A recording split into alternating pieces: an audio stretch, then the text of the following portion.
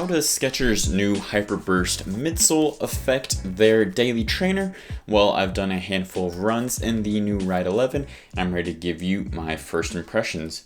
Just a quick disclaimer though that I am a Skechers ambassador, so they did send me the shoes. However, all my thoughts and opinions in this video are my own. Anyways, let's go ahead and dive into the specs. The stack height is 38mm in the heel and 32 in the forefoot with a 6mm heel to toe drop. The weight comes in at 9 ounces with a price point of $120. And I put this in the everyday trainer category. So there are some big changes here. Let's talk about what's new in the shoe overview. The upper is a very plush engineered mesh. The midsole gets Hyperburst Ice, which is a firmer Hyperburst shell with a softer Hyperburst 2.0 core. In the forefoot is a carbon infused H-plate, and it also features the Hyper Arc rocker technology. The outsole uses the durable and grippy Goodyear rubber. Alright, now let's talk about the fit. So I got my usual men's size 12 and I thought the length fit great.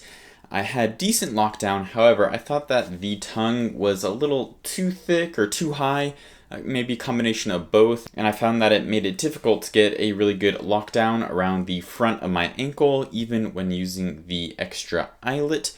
So that's just something to note there. But overall, it had a decent lockdown. I had no rubbing, slipping, pinching, any of that stuff. All right, now let's talk about the ride and what I thought of this shoe.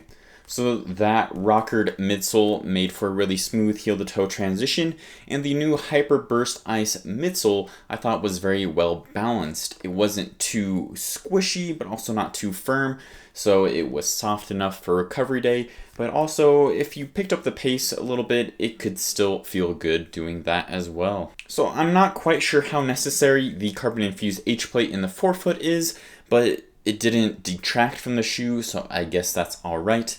Anyway, this shoe is $120, and I feel like for this much cushioning, it's a pretty good deal. I feel like some of the competitors that offer this amount of cushioning are around like $160. So for me personally, I've been using this shoe mainly just for everyday runs as well as easy runs, and I think it's going to really excel at that for most people. The Goodyear rubber, like always, has been very durable and very grippy, especially on wet roads and gravel, so that's a plus there. But overall, I've really been liking the Ride 11, and it's kind of surprising how there's a good balance between budget, cushioning, and just providing all the stuff you need without feeling overbuilt or charging an arm and leg for it. Alright, now let's do a couple of quick comparisons to the Go Run Ride 11. The first one is the Brooks Glycerin 20. When I first started running in this shoe, this was a shoe that kept coming into mind because they both have 38mm stacks in the heel, they both use nitrogen infused foam, and they're both just cushioned trainers. This one does have that carbon infused H-plate, but like I said, I didn't really notice it too much, so I don't think that's going to really influence your decision. I do think that the Hyperburst Ice midsole is maybe just a hair softer, maybe a little bit springier too, than the midsole of the DNA Loft in the Glycerin 20. The rocker on this one's nice too. This one's not as rockered, so this one can throw you on your toes a little bit if you're feeling a little sluggish on recovery day. But overall, I think they're pretty comparable, but like I said, that budget, this one's, I think it's like $160, and this one at that $120 is a pretty similar shoe for $40 cheaper. Next up is another shoe from Skechers, the Max Road 6. So both these shoes use that Hyperburst Ice midsole, those carbon infused H-plates in the forefoot. Their uppers are pretty similar, and they both have that Goodyear rubbered outsole.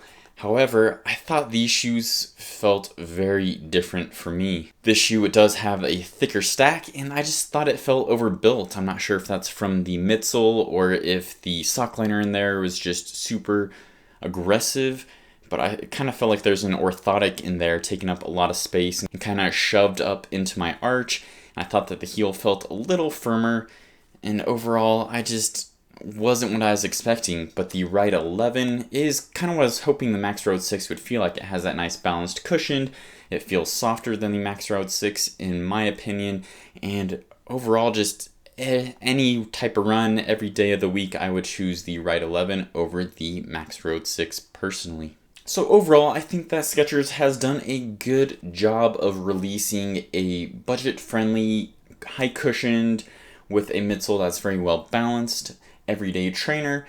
And it might be one of my favorite Skechers of the year. I think this and the Razor 4 are two of my favorites. Have you tried the shoe yet though, or are you going to pick one up? Let me know in the comments down below. Thanks for watching, and as always, keep on running.